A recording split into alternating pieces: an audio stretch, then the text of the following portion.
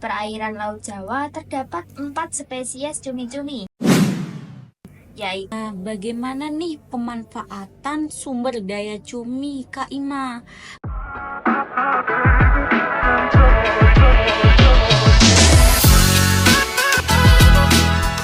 Halo guys, selamat siang. Kita kembali nih di program Laut Kita Berkah. Semoga kabar Anda semua baik dan tetap semangat menjalani hari. Hari ini cuacanya cerah ya. Semoga cocok nih untuk Anda yang sedang beraktivitas di luar. Nah, seperti biasa kami hadir dengan topik menarik seputar dunia kelautan. Saya Anissa Azahro bersama rekan saya Muhammad Syarif Sani-Agam, senang sekali bisa menemani Anda di siang hari ini. Dan benar, topik kita hari ini dijamin membuat penasaran. Kita akan membahas budidaya cumi. Bukan cuma enak di piring, tapi ternyata cumi juga menyimpan potensi ekonomi yang sangat luar biasa. Betul banget nih, apalagi sekarang ini tuh tren makan laut semakin populer dan cumi itu termasuk salah satu favoritnya. Nah, untuk membahas lebih dalam soal ini, kita sudah mendatangkan 2 bintang tamu istimewa di studio kali ini. Yap, yang pertama ada Kak Ima sebagai pakar budidaya perairan yang sudah berpengalaman luas di dunia perikanan. Selamat siang Kak Ima, apa kabarnya hari ini? siang. Terima kasih atas undangannya. Senang sekali bisa bergabung dan berbagi ilmu di sini. Semoga diskusi kita hari ini bisa memberikan wawasan baru untuk para pendengar. Dan tentunya nih gak kalah istimewanya dari Kak Ima, hadir juga Kak Umi Suhaila, peternak cumi sukses dari Jawa Timur yang kiprahnya sudah banyak menginspirasi masyarakat pesisir. Selamat siang Kak Umi Suhaila. Siang, salam hangat untuk pemirsa. Terima kasih sudah mengundang saya. Senang sekali bisa hadir dan berbagi pengalaman kepada teman-teman semua. Semoga bisa memotivasi teman-teman di rumah untuk lebih mencintai dan memanfaatkan potensi laut kita. Wah, kami juga sangat senang Kak. Hari ini kita bakal gali bareng-bareng mulai dari potensi budaya cumi, tantangannya, sampai kiat suksesnya. Jadi pastikan Anda tetap bersama kami di Laut Kita Berkah. Saya ingin bertanya nih ke Kak Ima terlebih dahulu. Sebenarnya apa saja jenis cumi yang bisa dibudidayakan di Indonesia ini Kak Ima? Nah, ada beberapa jenis cumi-cumi nih. Di perairan Laut Jawa terdapat 4 spesies cumi-cumi, yaitu Loligo sinensis, Loligo singhalensis, Loligo edulis, dan Loligo duvaicelli. Dari keempat jenis cumi tersebut, Loligo duvaicelli merupakan spesies yang paling dominan. Wah, bagaimana sih ciri-ciri dari cumi-cumi Loligo ini Kak? Di mana letak siripnya? Bagaimana tangan dan tentakelnya? Di mana cumi-cumi ini hidup? Apa perbedaan Loligo duvaicelli dengan cumi-cumi yang lain? Nah, bisa dijelaskan nih pada sobat pendengar kita. Begini Mas, secara umum cumi-cumi dari genus Loligo memiliki ciri-ciri berupa tubuh yang ramping, sirip yang terletak di bagian posterior ujung mantel, serta 8 tangan dan 2 tentakel yang dilengkapi dengan alat pengisap. Ciri khas genus Loligo ini ditemukan pada cumi-cumi yang mampu memancarkan cahaya dan hidup di perairan Jepara. Ciri pembeda utama untuk mengidentifikasi Loligo duvaicelli dari spesies cumi-cumi lainnya terletak pada bentuk lingkaran di tepi alat pengisap, serta keberadaan sepasang organ cahaya. Wah, sangat menarik sekali ya. Nah, Kak Ella nih, apa sih alasan dari Kak Ella ini memilih membudidayakan cumi dibandingkan komoditas lainnya? Bisa dijelaskan nih Kak Ella? Selain dari permintaan pasar yang tinggi, cumi-cumi juga mempunyai siklus hidup yang relatif singkat, sekitar 6 hingga 8 bulan. Harganya juga stabil, bisa mencapai 80.000 hingga 120.000 kilo per ekor, tergantung ukuran. Nah, begini Kak, kalau dari segi teknis nih, apa sih syarat utama media budidaya cumi ini Kak Ima? Media budidaya membutuhkan perlakuan khusus untuk menyesuaikan kondisi lingkungan dengan habitat alami larva. Perlakuan tersebut meliputi pengaturan kualitas air dan penyediaan pakan yang sesuai, sehingga proses pemeliharaan dapat berlangsung secara optimal. Selain itu, penanganan dan pemeliharaan yang tepat perlu dilakukan untuk mengurangi tingkat stres pada larva yang berkontribusi pada penurunan angka kematian selama masa pemeliharaan. Wah, bagaimana kalau warna dan bentuk cumi-cumi itu sendiri nih Kak Ella? Apakah terdapat kesamaan warna antara cumi hidup dengan cumi-cumi yang sudah mati nih? Dan bagaimana sih struktur morfologinya? Bisa diterangkan nih untuk sobat pendengar kita kali ini. Cumi-cumi memiliki warna krem kemerahan saat mereka hidup. Setelah ditangkap dan mati, warna tubuh cumi-cumi berubah menjadi krem kekuningan. Tubuh cumi-cumi berbentuk simetri bilateral dan dapat dibedakan atas 3 bagian utama, yaitu kepala, leher, dan mantel atau badan. Pada bagian kepala terdapat mulut yang dikelilingi oleh 2 tangan panjang atau tentakel dan 8 tangan pendek. Lebar kepala cumi-cumi hampir sama dengan lebar mantelnya. Mata cumi-cumi terletak di sisi kiri dan kanan kepala. Bagian dorsal leher tampak jelas, sedangkan bagian ventralnya tidak tampak karena tertutup oleh corong atau sifon yang keluar dari mantel. Nah, apakah terdapat perbedaan nih antara cumi-cumi jantan dan cumi-cumi betina ketika dilihat dari struktur tubuh dan anatominya Kak Ima? Tentu ada, cumi-cumi jantan dan betina dapat dibedakan berdasarkan bentuk tubuhnya. Cumi-cumi jantan memiliki ukuran tubuh yang lebih panjang dan lebih ramping dibandingkan dengan cumi-cumi betina. Perbedaan jenis kelamin pada cumi-cumi akan terlihat lebih jelas saat cumi-cumi mencapai tahap matang gonad.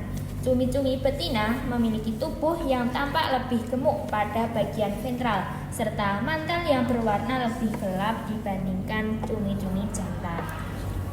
Nah, bagaimana nih dengan susunan dan fungsi bagian-bagian dari tubuh dalam cumi-cumi, terutama sistem pencernaannya, alat geraknya, dan organ dalamnya nih Kak Ella? Mulut cumi-cumi terletak di tengah kepala dan dikelilingi oleh tangan serta tentakel yang dilengkapi alat penghisap. Di dalam mulut terdapat gigi kitin yang tajam dengan berbagai ukuran dan lidah parut atau radula di bagian tengahnya. Jika bagian dorsal mantel dibuka, terlihat bahwa leher bagian dorsal menyatu dengan kepala dan mantel. Sedangkan bagian ventral leher memiliki sifon yang melekat pada kepala dan leher, tetapi tidak pada mantel. Leher cumi-cumi juga mengandung kartilago sebagai penyangga. Di bagian dalam mantel dorsal terdapat pen berwarna putih berbentuk panjang dan meruncing di kedua ujung. Dalam rongga mantel, tampak dari sisi dorsal, terdapat organ-organ dalam seperti insang, lambung, gonad, pankreas, sektum, rektum, dan kantung tinta. Pada kantung tinta menempel sepasang organ berbentuk bulat lonjong di sisi lateral dorsalnya. Sistem pencernaan cumi-cumi terdiri dari mulut, rongga mulut, vari yang panjang, kerongkongan atau esofagus, lambung, usus, hingga anus. Mulut terletak di kepala, sedangkan anus berada di corong pada bagian ventral, sehingga makanan masuk dan sisa makanan keluar dari bagian depan tubuh cumi-cumi. Aku mau tanya nih, apakah cumi-cumi memiliki keunikan? Dan bagaimana cumi-cumi bertahan hidup di lingkungan sekitarnya? Nah, bisa dijelaskan nih. Cumi-cumi memiliki keunikan yang dikenal dengan istilah bioluminesensi. Bioluminesensi merupakan fenomena di mana makhluk hidup memancarkan cahaya tanpa menghasilkan panas yang terjadi melalui reaksi kimia dalam organ tubuh tertentu.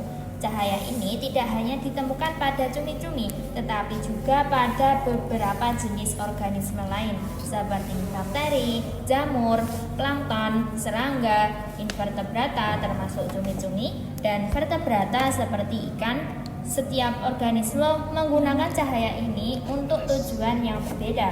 Pada cumi-cumi, cahaya tersebut digunakan untuk menyamar, mengganggu, dan menyilaukan predator, serta berkomunikasi dengan sesama makhluk sejenis. Nah, bagaimana nih pemanfaatan sumber daya cumi Kak Ima?